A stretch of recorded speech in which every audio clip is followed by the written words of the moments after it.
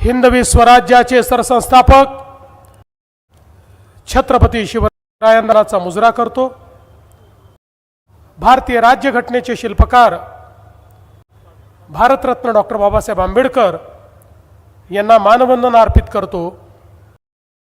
आज कराडच्या या प्रचंड मोठ्या प्रचार सभेमध्ये मंचावर उपस्थित महाराष्ट्राचे उच्च व तंत्र शिक्षण मंत्री माननीय चंद्रकांत दादा पाटील, आपल्या कराडचे तरुण तडफदार आणि खऱ्या अर्थानं ज्यांचा उल्लेख मी कार्यसम्राट आमदार म्हणून करेन असे अतुल भोसले, ठिकाणी आपले दुसरे मनोज पळे, भरत नाना पाटील, नीताताई केळकर,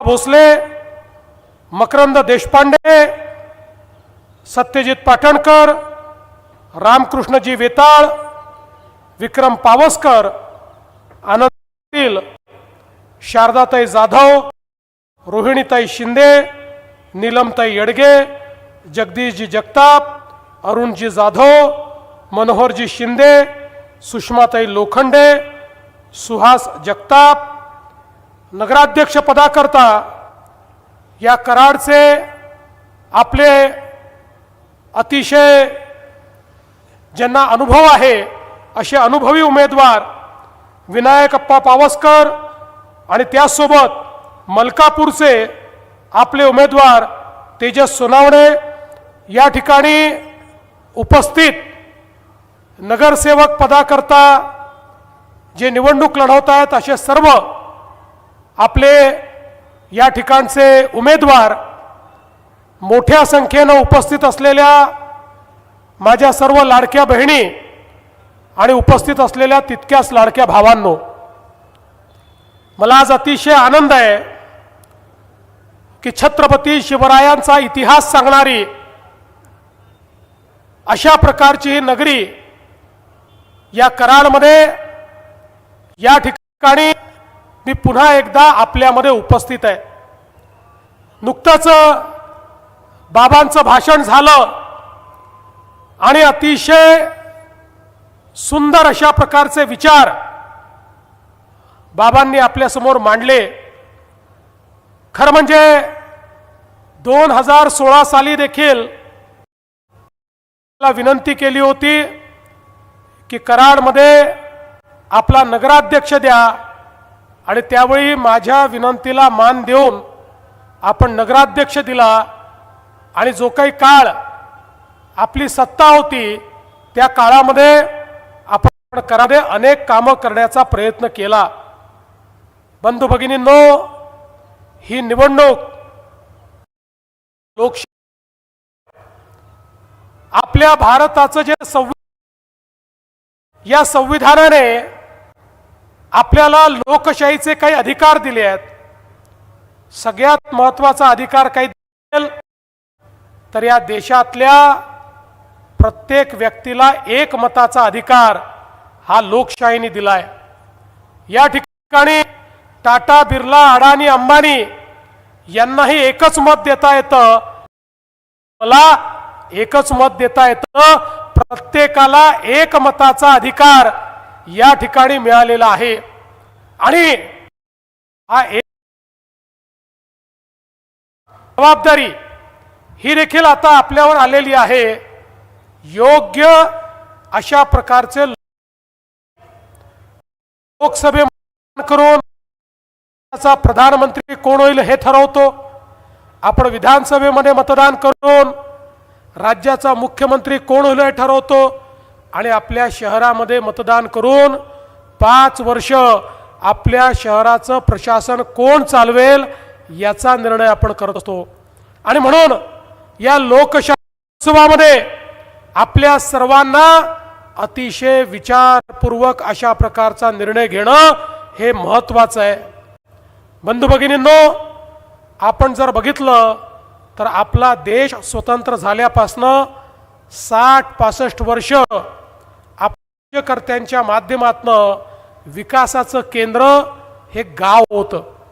राज्यकर्ते म्हणायचे की गावाचा विकास म्हणजे देशाचा विकास, आणि ते योग्य होतं, कारण छोट्या गावात पण मध्ये काही शहरं देखील दुर्दैवाने त्या शहरांकडे राज्यकर्त्यांचं दुर्लक्ष झालं.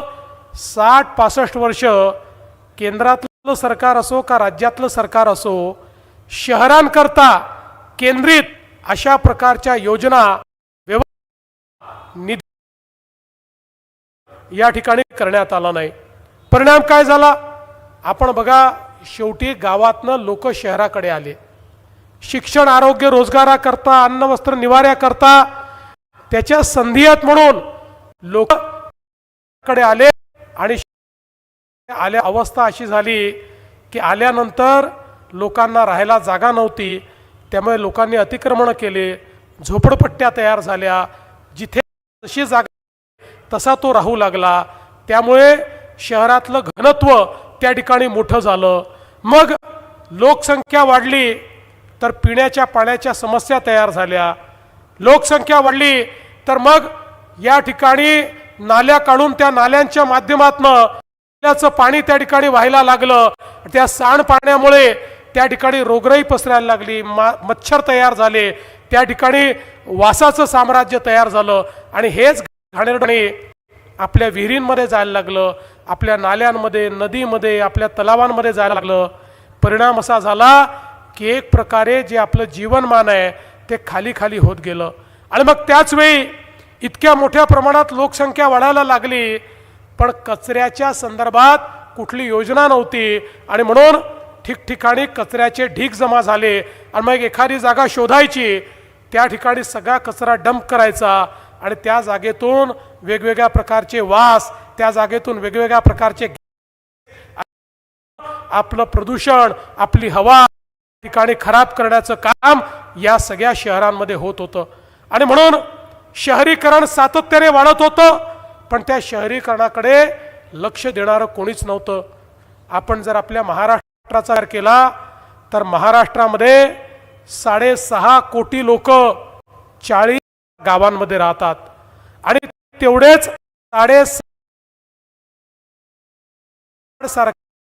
राहतात.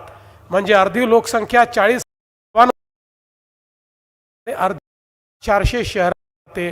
या 400 शहरांमध्ये शिक्षण, आरोग्याच्या संधी आहेत.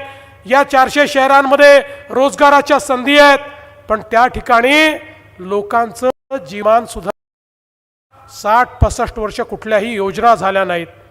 देशामध्ये पहिल्या प्रधानमंत्री मोदीजींनी शपथ घेतली आणि पंतप्रधान झाल्यानंतर मोदीजींनी सांगितलं, भारत जसा गावात राहतो तसेच भारतीय शहरात देखील राहतात. आणि म्हणून मोदीजींनी सांगितलं, शहरांचाही विकास करावा लागेल, गावांसोबत शहरां त्यावर देशाचा 65% GDP हा शहरामध्ये तयार होतो. या ठिकाणी वस्तू सेवांची निर्मिती, शिक्षण, आरोग्याच्या संधी, रोजगाराच्या संधी या शहरांमध्ये आहेत. त्यामुळे शहर जोपर्यंत आपण बदलणार नाही, शहरात राहणारा गरीब, शहरात राहणारा वर्गीय याला जोपर्यंत आपण सोयी देणार नाही, तो खऱ्या अर्थानं आपण त्यांचं जीवन बदलू शकत नाही. आणि म्हणून पहिल्यांदा आपल्या देशामध्ये शहरांकरता योजना तयार निर्णय मोदीजींनी घेतला. आणि मग स्मार्ट सिटीची योजना, अमृत शहराची योजना, स्वच्छ भारत शहरांची योजना, प्रधानमंत्री आवास योजना शहरी, अशा अनेक मोदीजींनी तयार केल्या. आणि लाखो कोटी रुपये शहरांच्या विकासाकरता देणं सुरू केलं. आज आपण पाहतोय एकट्या महाराष्ट्राला मोदीजींनी अमृत योजनेच्या माध्यमातून 50,000 कोटी रुपये शहरांचं चित्र बदलण्याकरता या ठिकाणी आहे. आज प्रत्येक शहरामध्ये पिण्याचं पाणी मुबलक मिळालं पाहिजे. शहरामधला जो या ठिकाणी सगळ्या महिला आहे, जे सांडपाणी आहे, आत्ताच अतुल बाबा सांगत होते आपल्याकडे किती सांडपाणी हे भुयारी गटारातनं जातं आणि किती पाणी, हे संपूर्ण सांडपाणी बंदिस्त भुयारी गटारातनं गेलं पाहिजे आणि त्याच्यावर प्रक्रिया होऊन त्या ठिकाणी एसटीपीच्या माध्यमातून त्या पाण्यातनं मैला होऊन त्याच्यातनं खत निर्मिती आणि पाणी जे शुद्ध झालेलं आहे तेच पाणी नदीमध्ये आणि नाल्यामध्ये गेलं पाहिजे, अशा पद्धतीनं आज सगळ्या योजना केल्या. आपला जो कचरा आहे त्यावर भारतच्या अंतर्गत मोठ्या प्रमाणात प्रक्रिया आता आपण चालू केली. खरं म्हणजे आता आपण सर्क्युलर इकॉनॉमीचा विचार करतोय आणि सर्क्युलर इकॉनॉमीचा अर्थ काय आहे? Nothing is waste, everything is wealth. कचऱ्यातही वेल्थ आहे.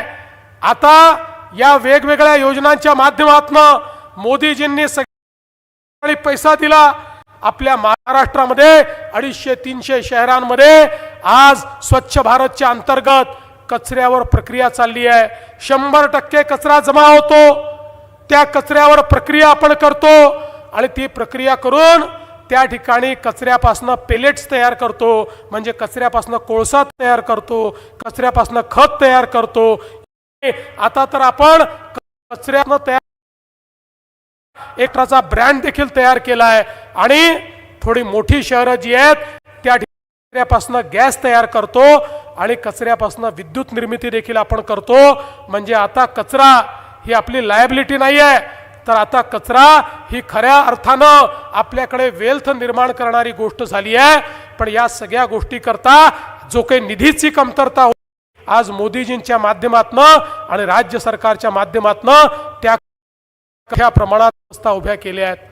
आज आपण पाहू शकतो लोकांनी वेगवेगळ्या ठिकाणी अतिक्रमण केली आहेत. आपण 2 महिन्यापूर्वी निर्णय केला आणि वेगवेगळ्या प्रकारची अतिक्रमणं लोकांनी ज्या ठिकाणी केली असतील त्या ठिकाणी त्यांना मालकी हक्काचे पट्टे देण्याचा निर्णय आपण केला. याचं कारण प्रधानमंत्री आवास योजनेच्या अंतर्गत आपल्याला 2.5 लाख रुपये मिळतात. त्या 2.5 लाख रुपयामध्ये आपण जो बेघर आहे त्याला घर देऊ शकतो. त्या 2.5 लाख रुपयामध्ये आपण झोपडपट्टीत कच्च्या घरात राहणाऱ्याला घर देऊ शकतो किंवा त्या ठिकाणी त्यांच्याकरता एक चांगली स्कीम तयार करून त्यामध्ये वेगवेगळ्या योजनात्मक सगळ्या प्रकारच्या सोयी उभ्या करून एक चांगली कॉलनी देखील त्यांची तयार करू शकतो. पण याकरता अडचणी होत्या, जागा मिळत नव्हती. आता आपण निर्णय केला, एकीकडे अतिक्रमण जिथे नियमित करता येईल त्या ठिकाणी आपण अतिक्रमण नियमित करतो आहे आणि ज्या ठिकाणी ते करता येणं शक्य नाही तिथे सरकारची जमीन देऊन त्या ठिकाणी फ्लॅट स्कीमच्या माध्यमातून लोकांना सगळ्या सोयी देण्याचं काम करतोय. त्यामुळे अतुल बाबा तुम्ही करू नका. तुम्ही पृथ्वीराज बाबांची चिंता केली आहे, त्यांच्या घराजवळच्या झोपडपट्टीची चिंता केली आहे.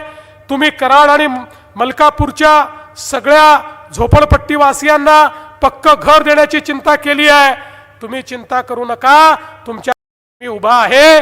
तुमचं हे स्वप्न मोदीजींच्या प्रधानमंत्री आवास योजनेतनं पूर्ण करण्याचं वचन मी या ठिकाणून देऊन जातोय. या कराड आणि मलकापूरमध्ये कोणालाही झोपडीत राहू द्यायचं नाही, अशा प्रकारचा आज आपला सगळ्यांचा मानस आहे. बंधू भगिनींनो, आज मोठ्या प्रमाणात आपण पाहतोय वेगवेगळ्या प्रकारच्या योजना आपण करतोय.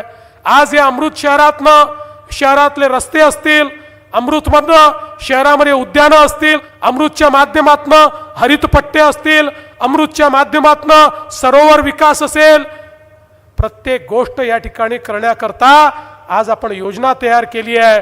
एखाद्या शहराला काय काय आवश्यक आहे ते देखील आपण या ठिकाणी करतोय. एवढंच नाही तर आता मोदीजींनी त्या ठिकाणी आपल्याला योजना दिली आहे, आयुष्यमान योजना.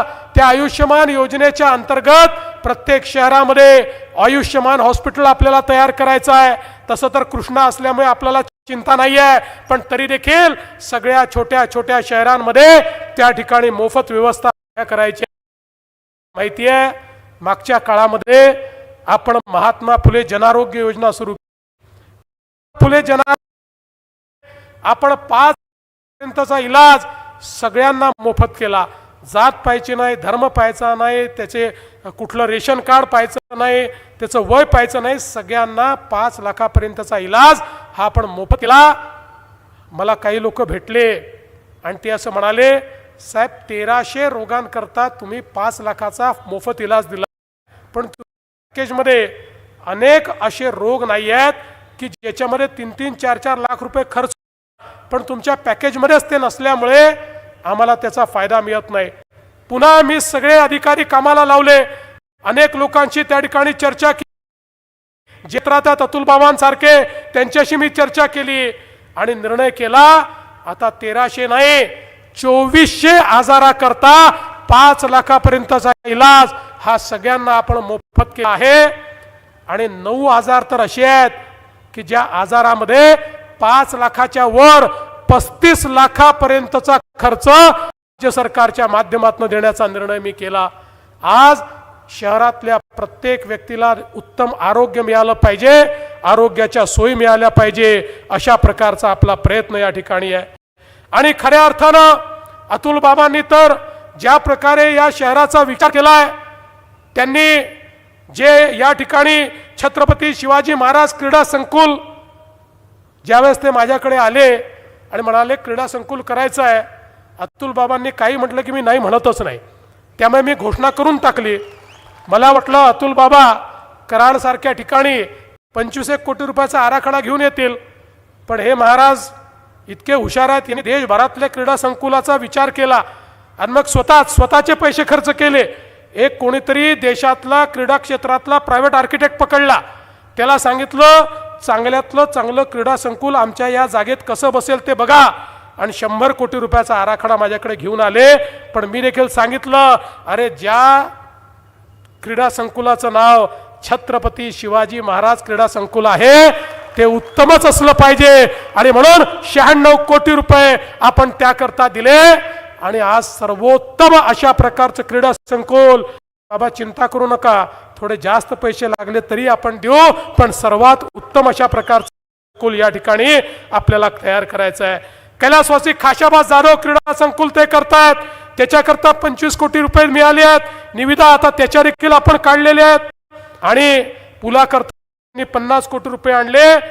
वेगवेगळ्या पंचायत समितीची इमारत असेल, रस्ते असतील, जवळपास करता, कारण जरी ही नगरपालिकेची निवडणूक असली तरी नगरपालिकेच्या लोकांनाही बाहेर जावं लागतं, त्यामुळे सगळीकडचे त्यांच्या मतदारसंघातले जे जोड रस्ते आहेत, या रस्त्यांकरता जवळपास 400 कोटी रुपयाचा निधी हा अतुल बाबांनी या ठिकाणी मिळवला आणि मोठ्या प्रमाणात हा विकासाचं कार्य ते करतायत.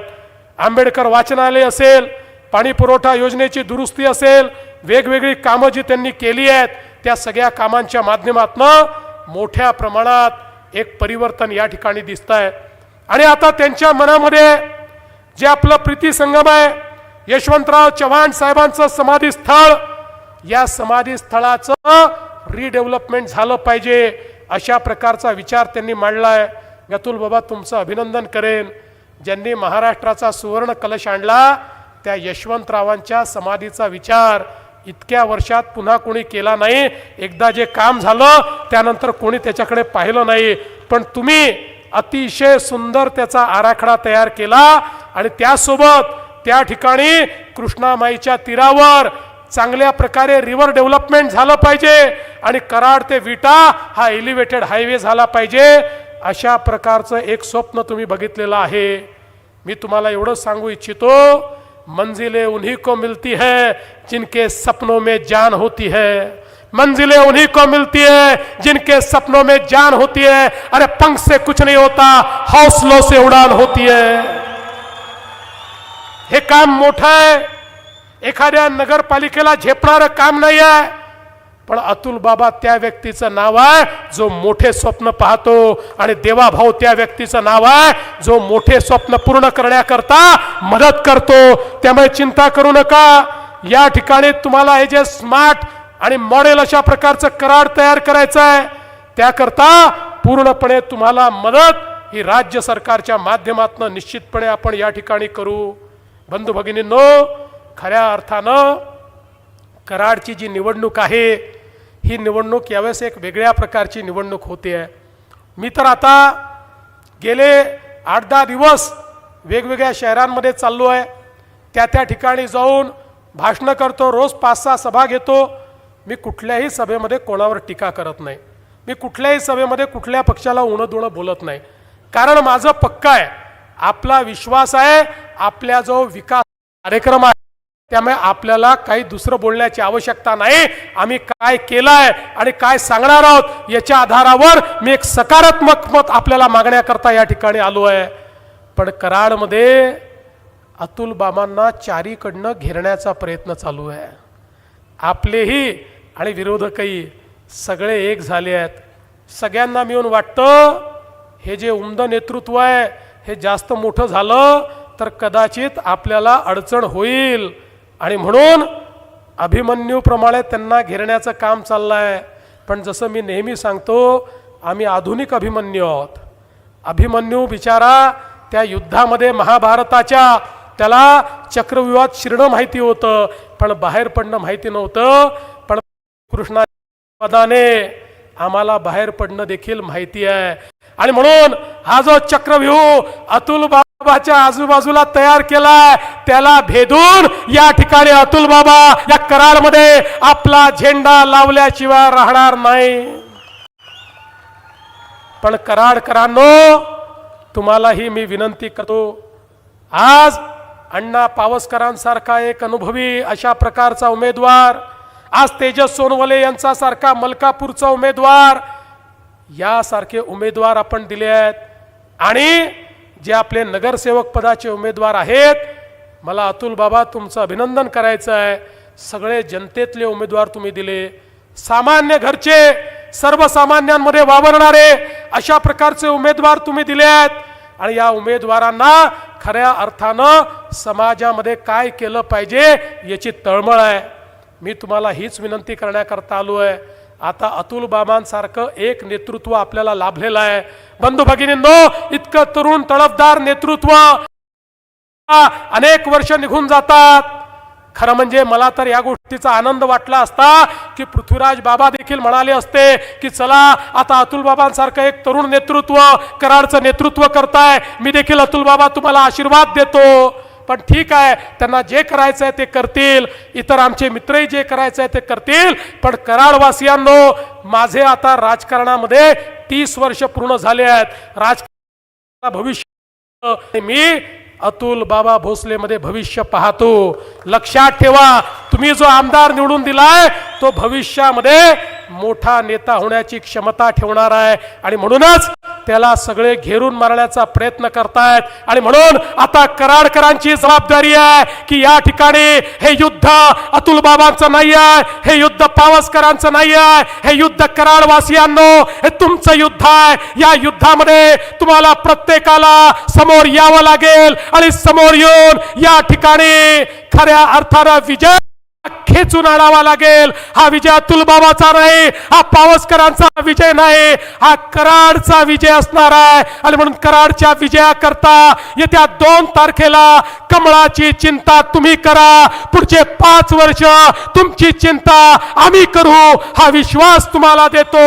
आणि माझ्या लाडक्या बहिणींना सांगतो, लाडक्या बहिणींनो, तुमचा देवा भाऊ जोपर्यंत आहे तोपर्यंत लाडकी बहीण योजना सुरूच राहील. आणि आता तर लाडक्या बहिणींना आम्ही लखपती दिदी करणार आहोत. त्यामुळे बहिणींच्या हाती भावांचं भवितव्य देऊन मी या ठिकाणून चाललो आहे. माझ्या बहिणींनी आता या ठिकाणी या निवडणुकीची धुरा हाती घ्यायची आहे आणि पुन्हा एकदा एक प्रचंड असा विजय या प्राप्त आहे. धन्यवाद. जय हिंद, जय महाराष्ट्र. चक्र भितूया आणि भाजपचा झेंडा फडकूया यांचा आभार मानतायत. सुषमा लोखंडे आभार प्रदर्शन करतील. या नगरीच्या माजी नगराध्यक्ष, भारतीय जनता पक्ष शहराध्यक्षा सुषमा लोखंडे आभार प्रदर्शन करतायत.